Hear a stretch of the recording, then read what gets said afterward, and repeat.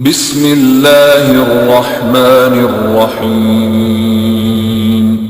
شروع اللہ کے نام سے جو رحمان و موت کے بارے میں کچھ شک ہے تو تمہیں معلوم ہو کہ ہم نے تم کو مٹی سے پیدا کیا ہے، پھر نطفے سے، پھر خون کے لوتھڑے سے، پھر گوشت کی بوٹی سے جو شکل والی بھی ہوتی ہے اور بے شکل بھی۔ یہ ہم اس لیے بتا رہے ہیں تاکہ تم پر حقیقت واضح کریں۔ ہم جس نطفے کو چاہتے ہیں ایک خاص وقت تک رحموں میں ٹھہرائے رکھتے ہیں، پھر تم کو ایک بچے کی صورت میں نکال لاتے ہیں، پھر تمہیں پرورش کرتے ہیں تاکہ تم اپنی پوری جوانی کو پہنچو، اور تم میں سے کوئی پہلے ہی واپس بلا لیا جاتا ہے اور کوئی بدترین عمر کی طرف پھیر دیا جاتا ہے تاکہ سب کچھ جاننے کے بعد پھر کچھ نہ جانے۔ اور تم دیکھتے ہو کہ زمین سوکھی پڑی ہے، پھر جہاں ہم نے اس پر مے برسایا کہ یکا یک وہ پھبک اٹھی اور پھول گئی، اور اس نے ہر قسم کی خوش منظر نباتات اگل۔ بعض اور لوگ ایسے ہیں جو کسی علم اور ہدایت اور روشنی بخشنے والی کتاب کے بغیر گردن اکڑائے ہوئے خدا کے بارے میں جھگڑتے ہیں تاکہ لوگوں کو راہ خدا سے بھٹکا دیں۔ ایسے شخص کے لیے دنیا میں رسوائی ہے، اور قیامت کے روز اس کو ہم آگ کے عذاب کا مزہ چکھائیں گے۔ یہ ہے تیرا وہ مستقبل جو تیرے اپنے ہاتھوں نے تیرے لیے تیار کیا ہے، ورنہ اللہ اپنے بندوں پر ظلم کرنے والا۔ اور لوگوں کو حج کے لیے اذن عام دے دو کہ وہ تمہارے پاس ہر دور دراز مقام سے پیدل اور اونٹوں پر سوار آئیں، تاکہ وہ فائدے دیکھیں جو یہاں ان کے لیے رکھے گئے ہیں، اور چند مقرر دنوں میں ان جانوروں پر اللہ کا نام لیں جو اس نے انہیں بخشے ہیں، خود بھی کھائیں اور تنگ دست محتاج کو بھی دیں، پھر اپنا میل کچیل دور کریں اور اپنی نظریں پوری کریں، اور اس قدیم گھر کا طواف، تعمیر کعبہ کا مقصد۔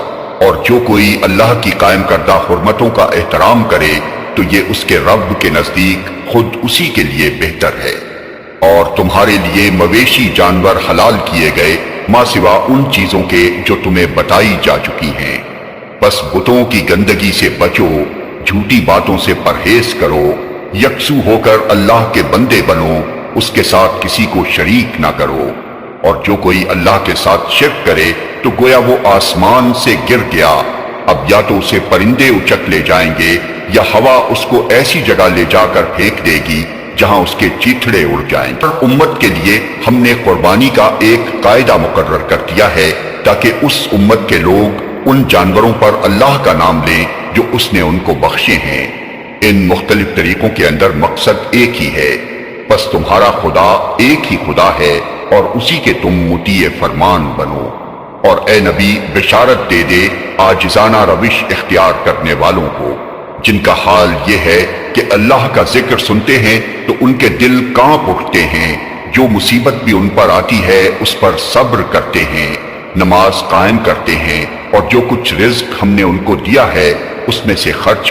اور قربانی کے اونٹوں کو ہم نے تمہارے لیے شعائر اللہ میں شامل کیا ہے، تمہارے لیے ان میں بھلائی ہے، بس انہیں کھڑا کر کے ان پر اللہ کا نام لو، اور جب قربانی کے بعد ان کی پیٹھیں زمین پر ٹک جائیں تو ان میں سے خود بھی کھاؤ اور ان کو بھی کھلاؤ جو قناعت کیے بیٹھے ہیں، اور ان کو بھی جو اپنی حاجت پیش کریں۔ ان جانوروں کو ہم نے اس طرح تمہارے لیے مسخر کیا ہے تاکہ تم شکریہ ادا۔ تو اپنے گھروں سے ناحق نکال دیے گئے، صرف اس قصور پر کہ وہ کہتے تھے ہمارا رب اللہ ہے۔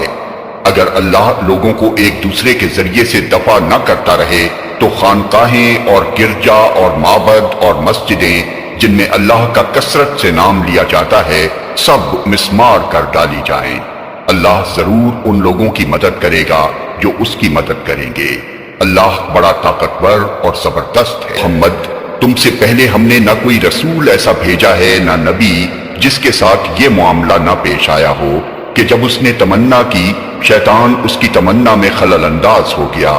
اس طرح جو کچھ بھی شیطان خلل اندازیاں کرتا ہے اللہ ان کو مٹا دیتا ہے اور اپنی آیات کو پختہ کر دیتا ہے۔ اللہ علیم ہے اور حکیم، وہ اس لیے ایسا ہونے دیتا ہے تاکہ شیطان کی ڈالی ہوئی خرابی کو فتنہ بنا دے ان لوگوں کے لیے جن کے دلوں کو نفاق کا روگ لگا ہوا ہے اور جن کے دل کھوٹے ہیں۔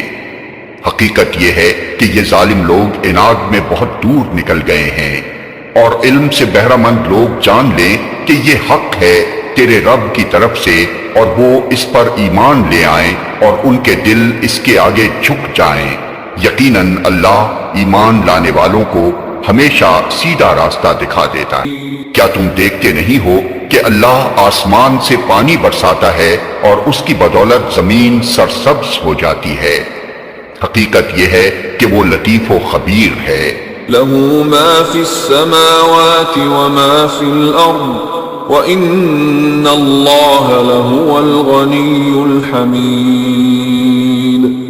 اسی کا ہے جو کچھ آسمانوں میں ہے اور جو کچھ زمین میں ہے، بے شک وہی غنی و حمید۔ جہاد کرو جیسا کہ جہاد کرنے کا حق ہے، اس نے تمہیں اپنے کام کے لیے چن لیا ہے، اور دین میں تم پر کوئی تنگی نہیں رکھی۔ قائم ہو جاؤ اپنے باپ ابراہیم کی ملت پر۔